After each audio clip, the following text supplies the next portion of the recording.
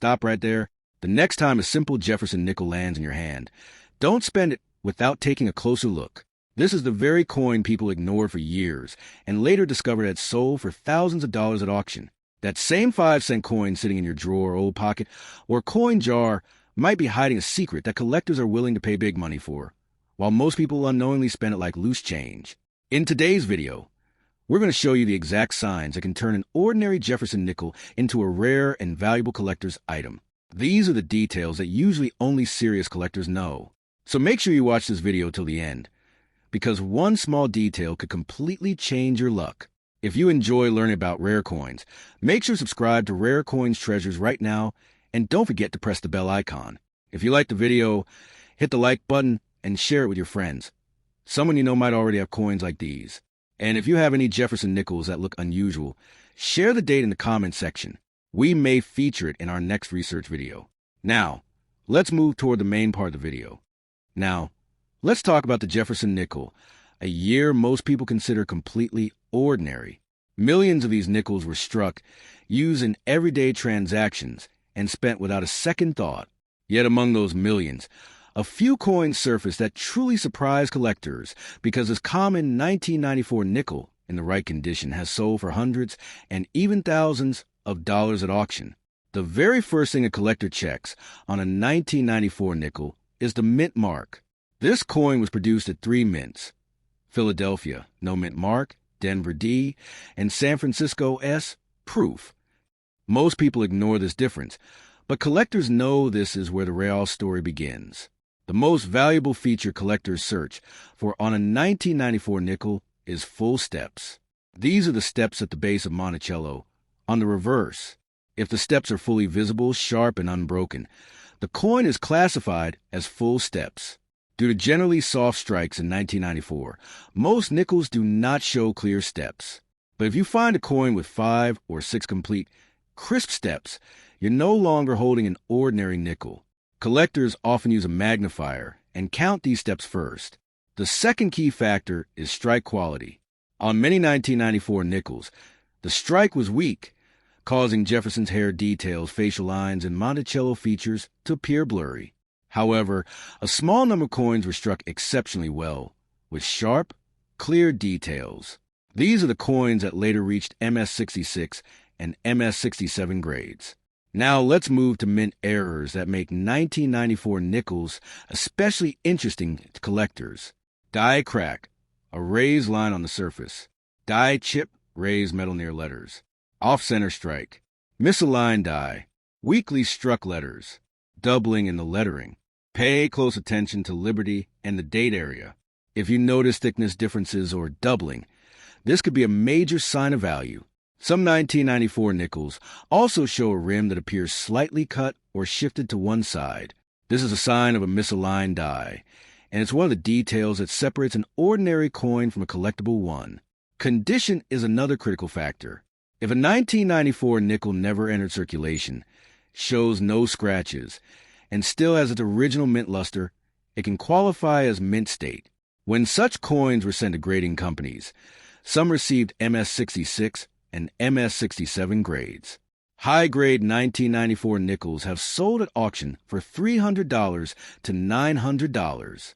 And if the coin also has full steps, the price has exceeded $1,500. Now consider the 1994 S-proof nickel from San Francisco. This proof version has a mirror-like surface. If the coin shows strong cameo or deep cameo contrast, and even a minor die error, it is sold for several $100s. Most people treat proof coins as ordinary collectibles, but serious collectors carefully inspect the surface quality, frost effect, and edges. One more important point. On some 1994 nickels, over-polished dies cause certain letters to appear thin or faint. What looks like a flaw to the average person can actually be an interesting variety to a collector.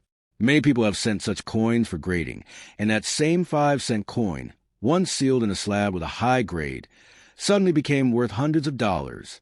So, is the 1994 nickel truly rare? In normal condition, no. But in the right condition, with the right features, absolutely yes. If you have a 1994 Jefferson nickel, make sure to check. whether the Monticello steps are complete, how sharp Jefferson's hair and facial details appear, whether Liberty and the date show doubling, whether the rim looks even or slightly shifted, whether there are raised lines, die cracks on the surface, the coin's luster and presence of scratches. This is the exact checklist collectors use. Many people spend these coins without ever noticing these signs, only to later realize that the same nickel became valuable in a collector's hands. So the next time you come across a 1994 Jefferson nickel, don't treat it like just 5 cents. Examine it carefully. You might be holding the very coin collectors are searching for. Now let's move to today's final coin, the Jefferson nickel. Most people see this year as just another ordinary date, mainly because the bicentennial quarter and half dollar from the same year became famous, while the nickel received almost no attention. But collectors know that some 1976 Jefferson Nickels quietly carried features that later made them valuable. The 1976 nickels were struck in Philadelphia, no mint mark, Denver D, and San Francisco S proof. To an average person, all three look identical. To a collector, this difference is where the investigation begins. The first feature collectors check on a 1976 nickel is full steps. These are the steps at the base of Monticello, on the reverse. If the steps are complete and clearly visible, that's a major sign.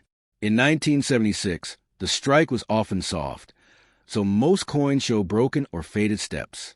But if you find a coin with 5 or 6 sharp, visible steps, that's the detail that separates it from an ordinary nickel. The next key factor is detail sharpness. If Jefferson's hairlines, eye area, cheek structure, and Monticello's windows appear unusually sharp, this indicates a strong strike.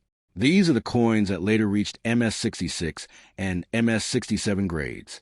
Now let's talk about mint errors that make some 1976 nickels interesting. Die crack, a raised line on the surface. Die chip near the letters. Misaligned die, rim shifted to one side, doubling in the lettering, especially near Liberty and the date. Uneven thickness caused by weak strike, effects of overpolished dies. Some 1976 nickels show a rim that appears slightly tilted to one side. To most people, this looks like damage. To a collector, it's a sign of mint misalignment. Condition is also very important.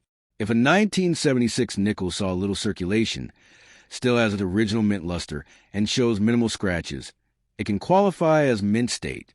Coins like these have graded as MS-66 and MS-67. High-grade 1976 nickels have sold at auction for $200 to $700. And if the coin also has full steps, prices have approached $1,000. Now consider the 1976 S-proof nickel. The San Francisco proof version has a mirror-like surface. If it shows strong, deep cameo contrast and a clean surface, this proof coin can also be worth several $100s, especially if a minor die error is present. One more important detail. On some 1976 nickels, over-polishing of the dies caused Monticello's details to appear faint. What looks like a defect to most people is recognized by collectors as a die variety. So, is a 1976 nickel truly rare? In normal condition, no. But if these features come together, full steps plus sharp details plus mint error plus high grade, the coin becomes valuable to collectors. If you have a 1976 Jefferson nickel, be sure to check whether the Monticello steps are complete, how sharp Jefferson's facial and hair details are, whether Liberty and the date show doubling, whether the rim appears even or slightly shifted, whether there are raised lines, die cracks on the surface, the coin's original luster and scratch condition. Many people spend these coins without noticing these signs, only to later discover that the same nickel became valuable in a collector's hands. The next time you come across a 1976 Jefferson nickel, don't treat it as just 5 cents. Examine it carefully. You might be holding the very coin collectors are searching for. If you found this information helpful, like the video, share it, and don't forget to subscribe to Rare Coins Treasures. Let us know in the comments which dates of Jefferson Nickels you have.